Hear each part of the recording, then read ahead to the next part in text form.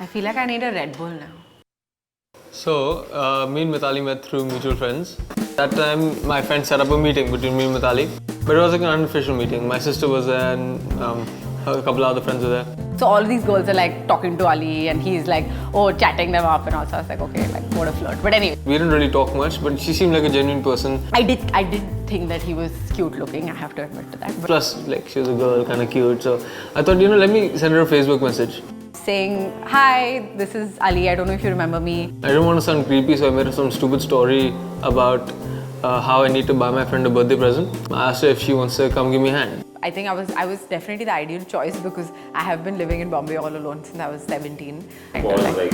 Why have you been living alone since 17? Backstory is my mum passed away when I was 5. So me and my dad moved to Ratnagiri, which is where my grandparents live. I was always like a daddy's daughter, because he was the only, influence in my life or whatever. Until I was in my 6th, 7th grade, me and him were like he's cleaned my butt to like poopy diapers to, everything. He was definitely an amazing father. And I did 7 years of my schooling there. Post that, I moved to boarding school, which is in Ooty. And then I came back to Bombay. By the time I had come back to Bombay, my dad was seeing somebody and whatever. We were not on like the best of terms or whatever. Yeah, they took care of all my needs. But in terms of I think an emotional companion, it was always my dogs. Even if I was like a nervous wreck, I would go cry to my dog. My dad is a huge dog lover. We've always had dogs. And I think for me, dogs are a special thing because they always filled in that emotional gap. So I started doing my BMM. I lived in a hostel at that point of time. And then in the midst of that, I found Pantu. I made her into the college dog because I didn't have a place to keep her. The faculty was she's being in the college, she's we don't want to hear all of that. So I started doing what I had learned with my dogs as a child, how to make her pee outside the college. And then the vet used to see mine and her chemistry. So he was he said, Mithali, I really think you should think of it as a profession. I said, okay, let's see. And then I spoke to my grandma and my masi. And they both were I don't know, dog training, we understand you love dogs, but it's different to love dogs and have a profession. How will you make money out of it or, whatever. So I said, okay, maybe not. And then Ali actually was very, very adamant. He said, even if you don't take it up as a profession, you do this course. And then I started training part-time while I was in college, started with 1-2 dogs, wherever I used to go to Goregaon for my first client, I remember that. So I used to go by train up and down. And at that time I had Pantu, by the way, and Pantu was still pretty small. So I used to take that basket, put her inside it and take her with me for trainings in trains and back so that nobody saw and cover it up and stuff.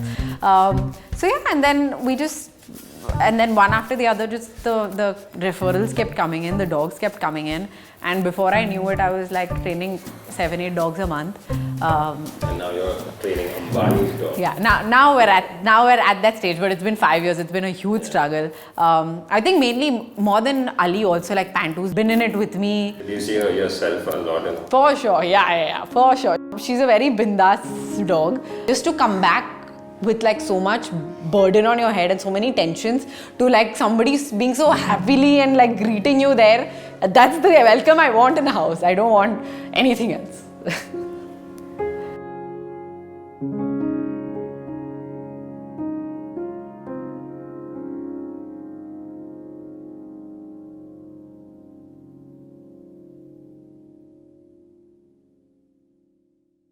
So I was in boarding school halfway through year 9, and I don't know what was going on in India at the time, but there was an anti-Muslim rhetoric that started.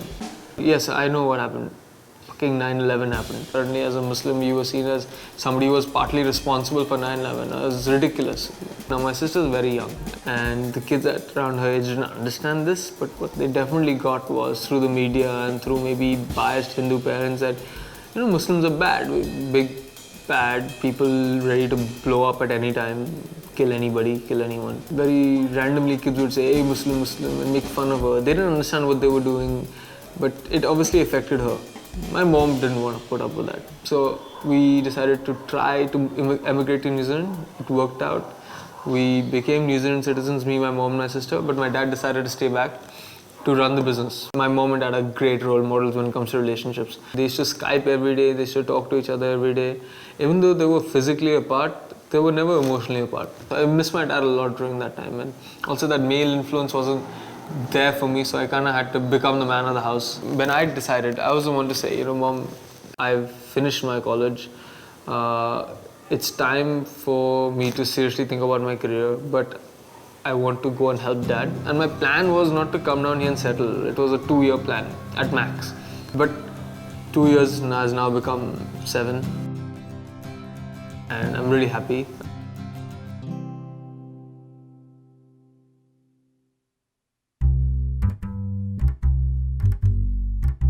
We were at Phoenix, and that was like sort of like one of our first dates. We went to a furniture store, and we kind of just discussed, I'm going to put this mirror here, I'm going to put this centerpiece here. And soon, like from putting it in our individual houses, just during that day became, we're going to put this in our house too. Obviously it wasn't serious. It was just, we were building castles in the air at that point. The first day I'm in a complete honeymoon phase. So I was like totally like, I did the whole Eid ka fasting and all also the first year. Very filmy, very filmy. And the home together was something that was at that time seemed also so implausible because she's Maharashtrian, I'm Muslim. I did rethink, is this worth it? Is this what I want? Again, a little background of my family is they are heavily into politics. My granddad is has been Education Health Minister of Maharashtra. My mama is heavily into politics till date. He comes from not just a Maharashtrian family, but a politically inclined, conservative Maharashtrian family that is from Malegaon and Ratnagiri, where there is a more stark divide. Plus, the horrible riots in Malegaon, where a lot of Hindu-Muslim riots happened, that would still be in the back of their minds. I remember coming back, and there was my grandfather, grandmother, mama, mami, kaka, like masa, masi, like my entire mom side of the family. They're like, come, sit. And I was like, okay. And then my grandmother's like, are you dating somebody? And I said, yeah. She's like, tell your grandfather his name. Tell her his name. And I was like, oh my God, okay. Like I just said her his name is Ali. And then everybody's like, look, what boy she's dating. And there was of course like a big drama and like a big tamasha. And then my mama was going on to like, if Modi comes into power, you will be killed and some like random. And I was just like, yeah, okay. And I was willing to fight that battle. I was willing to do the entire like going and meeting every single one of my family members, making them realize that what problems what conceptions they have of Muslims is not who I am. That fear was always there in me, that in the beginning only, that is Mithu as invested as I am into making this work? Because we are going to hit a shitstorm, and now the shitstorm has come forward. But dude, like she was a star. So me and her, after the fight of the family, used to go grab a beer. Or we used to go like just kind of say, yeah, that was funny. Like, okay, now what next? Tomorrow, new day, new fight. But we were willing to fight with it together. And throughout all this, like Ali's parents knew about this, and they were actually like, anytime you need us, we will drive down, we will come, we will convince your family. Once they were sure about it, they were like, it's time, which was like their family is very, very different to mine. And I think I have changed a lot as a person because they are such a close-knit family. They talk about everything, which I can never even imagine talking to my like parents about. I think they've raised them as kids who are independent, who can speak their mind, never hide anything from the parents. And I think that's one thing that is very clear about like his parents. They also had their concerns, of course. Like, okay, we always thought he's going to get married to a Bori. Here he's serious about a non-Bori girl. But they gave me my space and they kind of trusted me, which was really cool. Yeah, of course there were warnings like, Ali, she's not Bori, what about your kids, not the same values, blah, blah. Just because your parents have certain values does not mean they're right.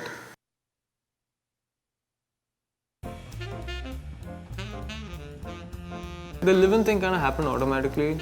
So I decided to get my own place in Kalina. Mithu just a little bit before that had moved out of the hostel and got a very small flat. But then the landlord wanted her place back for some reason. So to look out for a place in Bombay with a dog now is not easy. Then I only said, why don't you just live with me in Kalina? It was a big question, but it didn't seem like one. It just seemed like the obvious thing to do. And we didn't think about it, that living together. A family thing that, if they're living together, they're having sex like all the time. Dude, if we're not living together, you're still gonna have sex. When you live together, you kind of became a team. because we had to team up against a bitchy Christian auntie next to us. Sorry, auntie, if you're watching this. She made it a mission to make my life difficult. After we decided to do God's work and get a dog home. Pantu, of course.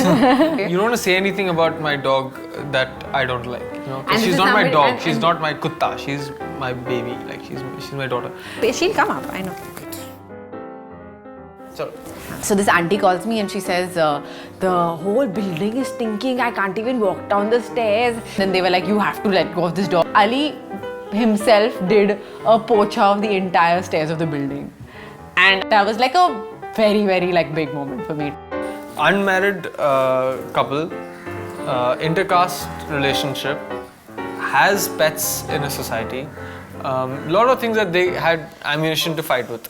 And we just had to put up these bulletproof vests all the time, and it was really important that you held through it. I think a lot of people romanticize living in terms of like, oh, whole day I'm going to like be with my boyfriend, it's going to be so romantic, and we're going to like live together, and it's going to be like, but it's definitely not. Like, let me break this down for you. When you live together, the honeymoon phase ends a lot faster. But again, I think you see what the reality is a lot faster. Like for me, I feel like in a live-in, at least if you have a teaser of what it's going to be like, and then you can choose. My intention was never to rebel. Rebel. I'm saying the word. My intention was never to rebel. My intention was never to be a rebel. I keep confusing. Be a rebel. No, rebel. It's rebel. Is it My rebel intention or was rebel? never to rebel. The simplest thing in Simple life you can do is follow your path of happiness, and that's exactly what both of us did. No. Follow your path. Happiness could be like drugs to some people. I'm saying like in terms of. That's why we're not stupid people. Drugs are not like a path to happiness. For you, it's been sort of like this, kind of battle since 16. Have you really found that space now? Space. With Ali, in terms of my relationship, yes. There's still a lot I want to do with my life. And again, the reason I am 100% sure on Ali is also he will never stop me from what I want to achieve or what I want to do with my life. I'm going to say something that maybe people will not be able to understand immediately, what I'm talking about. It's a selfish decision. But selfish has got the wrong connotation. In fact, you look at anybody who's achieved anything great in this world, they've done it because they've put themselves first. For me, myself meant my relationship with Mithali.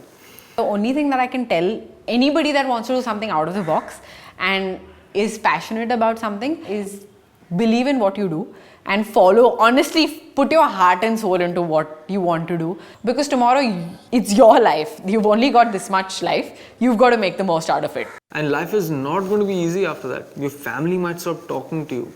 That person that you're with has to be worth it. Your family might cut you off financially. You have to be practical and realize that if you're not going to get money from your family anymore, do you have enough money to sustain your relationship? And the problem with parents is, sometimes they don't feel, I feel that they don't do it for themselves. It's not what they truly believe in. It's what society expects them to believe in. Fuck society. They are not sleeping with you in your room. They're all outside and you're spending most of your life inside.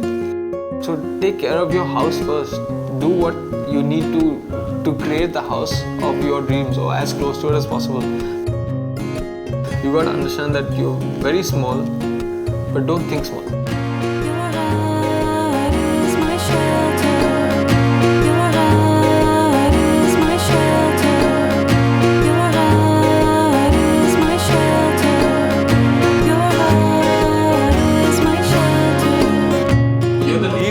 Person I know, you're like the loudest person I know. So. Yeah, you can't be a ninja. You suck at being a ninja. Yeah, I won't be a ninja. Punch you. I'm gonna punch you in the face.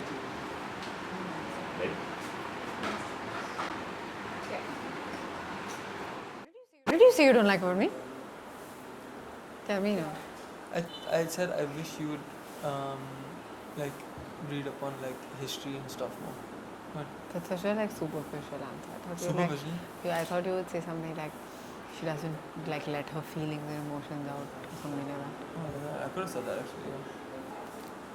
My teeth like dirty. Yeah, you got food all and everything red. Red, Looks like no, you just seriously. fucking ate a crow. Like, Seriously? No, you're joking. No? there's a lot of red stuff. Go check. Tell me, no? So I didn't think it was important until now. Yes, go check. Gadera.